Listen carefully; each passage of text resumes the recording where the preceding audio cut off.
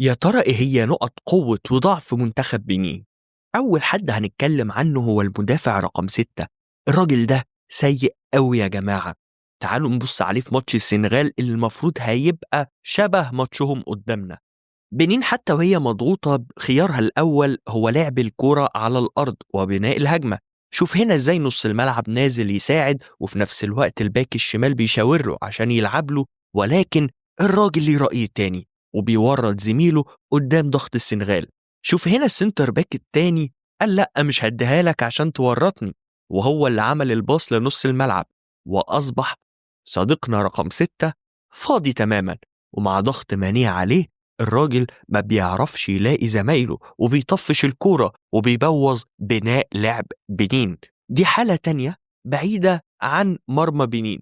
بص الوينج بتاع بنين مثبت الباك بتاع السنغال، فلازم دلوقتي الراجل رقم 6 يلعب للباك الشمال في المساحة، إلا إن صديقنا ليه رأي تاني وأخرها لحد ما اتقفلت على الباك الشمال وتردد بهجمة على منتخب بنين. طيب هل هو مدافع جيد مثلا فهم مستحملينه؟ الحقيقة إنه برضه لأ. شوف هنا وهو بيطلع يضغط ويسيب مساحة وراه وكان هيتسبب في هدف، ولكن ربنا سترها. شوف هنا والراجل مرعوب يغلط وبالتالي بيغلط وبيقلش الكرة في موقف غريب جدا.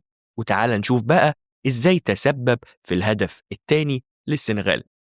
الكرة هنا بيحاولوا يطلعوا على الأرض زي ما قلت لك، والكرة رجعت له في موقف بدون ضغط، وده أتاح له خيارين. وبص وزميله بيغششه بيقول له زيد بالكرة، والله لو ماني ما ضغطش الوينج بتاعنا مثبت الباك بتاع السنغال والباك الشمال بتاعنا فاضي يلعب له، ولو ماني ضغط هيبقى الباك اليمين فاضي.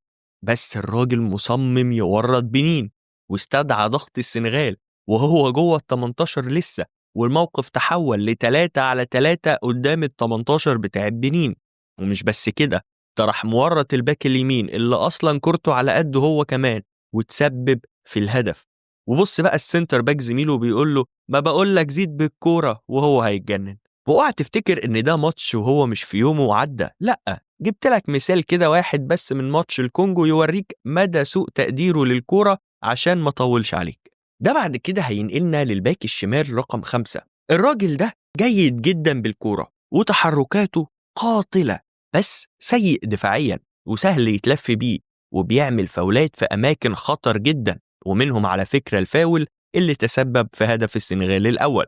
وبص عليه قدام الكونغو عمل حاجة غريبة جدا ولسه في أول الماتش فوت الكورة ازاي وتسبب في هدف الكونغو الأول ده، ولا كأنه مراهن إن الكونغو هتجيب جون في أول الماتش. بس ما تنساش إني قلتلك إن كورته كويسة. بص هنا بيقطع وبيسلم زميله وهو ظهره للملعب أساسا، ويتسبب في هجمة مرتدة سريعة لبنين اللي دايما سريعين في هجماتهم وبيدوروا على اللاعب رقم 9 نجم هجوم بنين. بنين في البطولة أحرزت هدف وحيد قدام بوتسوانا، وده الهدف اللي خلاهم يكسبوا أول مباراة في تاريخهم في بطولة أفريقيا. بس شوف مين اللي ابتدى الكورة؟ صاحبنا الزبون رقم 6 اتوفر له الوقت والمساحة وزيادة عن اللزوم، فلعب الطولية للباك الشمال رقم 5 اللي أخدها ولعب ال1-2 واخترق للعمق، وفي الآخر هو اللي جاب الجون. هجوميا بنين مش مرعبة وأفكارها محدودة، طول ما في مساحة ورا المدافعين بتوع المنافس هنحط الكرة الطويلة ونستغل سرعات هجومنا، ولو وصلنا للتلت الأخير غالبا هيعملوا عرضية يدوروا بيها على المهاجم رقم 9 والوينج العكسي، ولو في زيادة كمان في ال 18.